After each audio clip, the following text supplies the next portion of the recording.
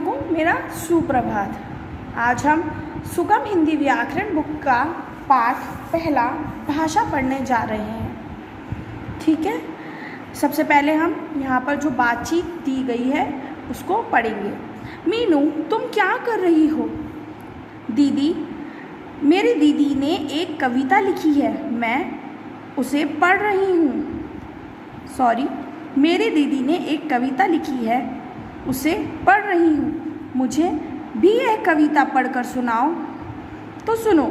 चंदा मामा आओ ना, दूध बतासा खाओ ना, मीठी लोरी गाओ ना, बिस्तर में सो जाओ ना।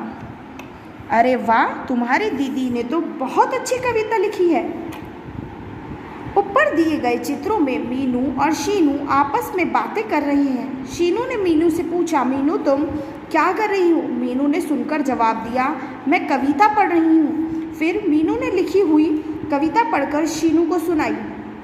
इस तरह हम अपनी बात बोलकर या लिखकर दूसरों को समझाते हैं और दूसरे बात सुनकर या पढ़कर समझते हैं।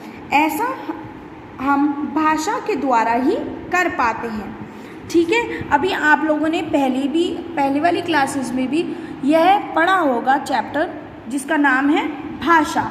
भाषा क्या होती है? जिससे हम अपनी बात को दूसरों को समझा सकें और दूसरे हमारी बात को समझ सकें। ठीक है, आप अपने विचारों को जिस के द्वारा अपनी बात को समझा सकते हैं, उस साधन को हम क्या कहते हैं? भाषा कहते हैं। ये देखिए, यहाँ पर भाषा की परिभाषा दी हुई है। भाषा वह साधन है जिसके द्वारा हम अपनी बात को दूसरों तक पहुँचाते हैं और दूसरे की बात को समझते हैं। तो भाषा क्या साधन है? जिससे हम अपने विचारों को, अपनी बात को दूसरे को समझा सकते हैं। ठीक है, और जो दूसरा हमें समझाना चाह रहा है हम उसको समझ सकते हैं। भाषा के रूप, भाषा के दो रूप होते हैं, मौखिक व लिखित। मौखिक भाषा वह बात जो बोलकर दूसरों तक पहुंचाना या दूसरों की बात को सुनकर समझना मौखिक भाषा है। ठीक है, अब आप देखते हैं जैसे आपका मौखिक परीक्षाएं होती हैं। ठीक है, उसमें टीचर्स आपको कैसे मार्क्स देती हैं? ओरल एग्जाम्स, मौखिक सुनकर। जब आप टीचर को, अपनी अध्यापिका को अपनी कविता सुनाते हैं या चैप्टर की रीडिंग करके दिखाते हैं, तो वो कौन सी परीक्षाएं होती हैं? आपकी मौखिक परीक्षाएं।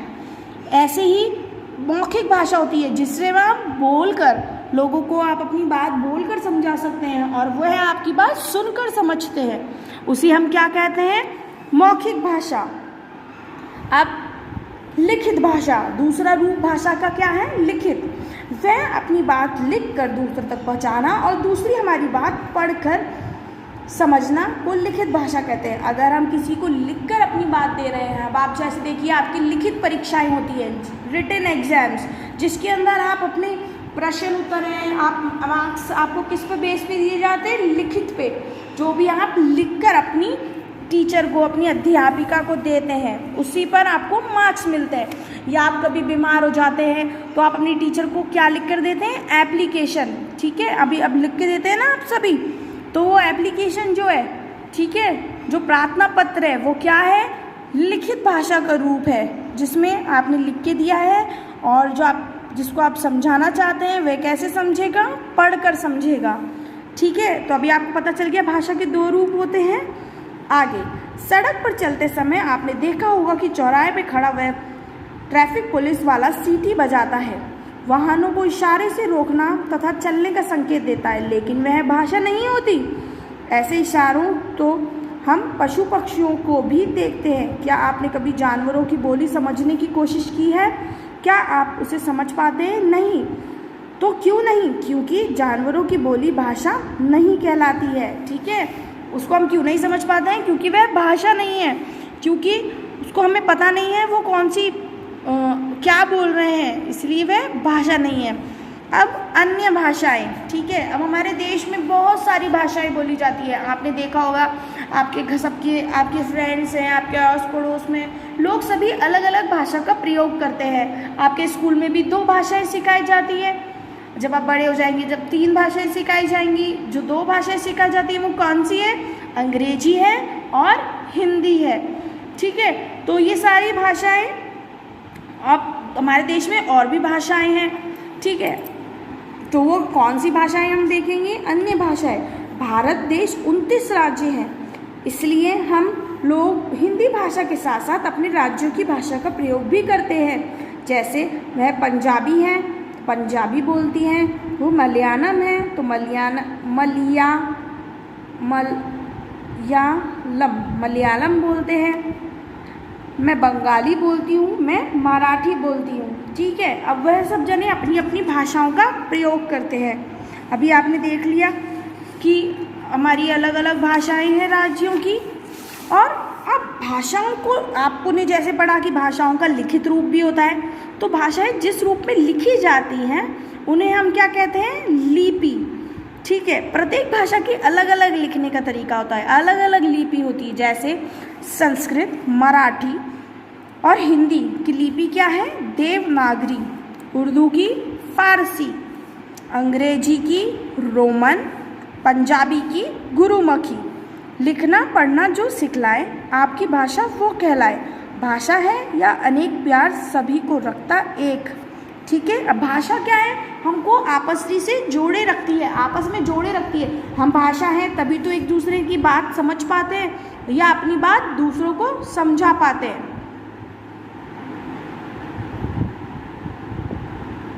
ठीक है, आप अपनी बात एक दूसरे को समझा सकते हैं। अब हमने भाषाएं पढ़ी है। अब भाषा का एक बार हम दौरान करेंगे। हमने क्या क्या पढ़ा है? भाषा वह साधन है जिसके द्वारा हम अपने विचार प्रकट कर सकते हैं।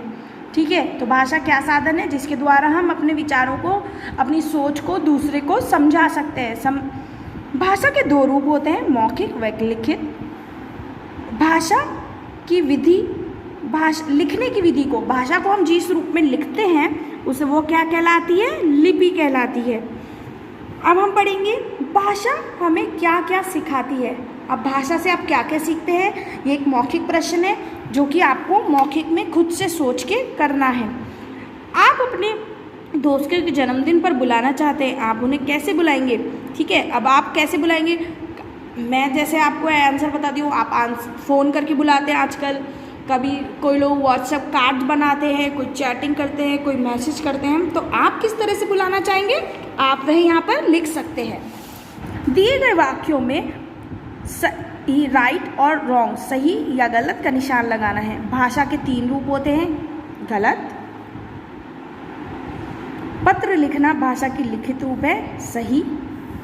चुटकुला सुनाना भाषा का लिखित रूप है, गलत। हिंदी भाषा की लिपि देवनागरी है, सही। पंजाब की भाषा बंगाली होती है, गलत। हर साल 14 सितंबर को हम हिंदी दिवस मनाया जाता है, सही।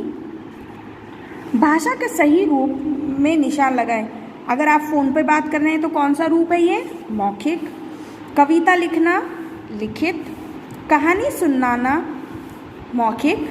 पत्र लिखना लिखित। अब आपको यहाँ लिपियों का मिलान करना है। संस्कृत की देवनागरी, हिंदी की देवनागरी, अंग्रेजी की रोमन, उर्दू की फारसी, पंजाबी की गुरुमुखी। भाषा के डैश रूप होते हैं। कितने रूप होते हैं? ऑप्शन में यहाँ दिया हुआ है 2 रूप होते हैं। लिखने के ढंग को हम डैश कहते हैं। क्या कहते हैं हम? लिपि कहते हैं।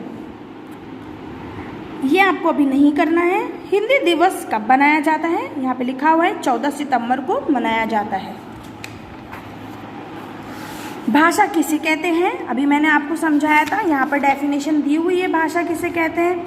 यहाँ पर आपको वही भाषा किसे कहते हैं ये लिखना है, यहाँ पे क्वेश्चन लिखकर। फिर भाषा के कितने रूप होते हैं? भाषा के 2 रूप होते हैं, लिखित व मौखिक। लिपि से हम क्या समझते हैं? लिपि से हम क्या समझते हैं? लिपि को आप यहाँ से लिख सकते हैं, लिखने की विधि को लिपि कहलाती है। ठीक है, अब ये जो क्वेश्चन आंसर्स है, ये 3 क्वेश्चन आंसर्स आपको अपनी HW हिंदी कॉपी में करने हैं। ओके स्टूडेंट्स, सभी अपना ख्याल रखिएगा, सुरक्षित रहिएगा, घर में रहिएगा।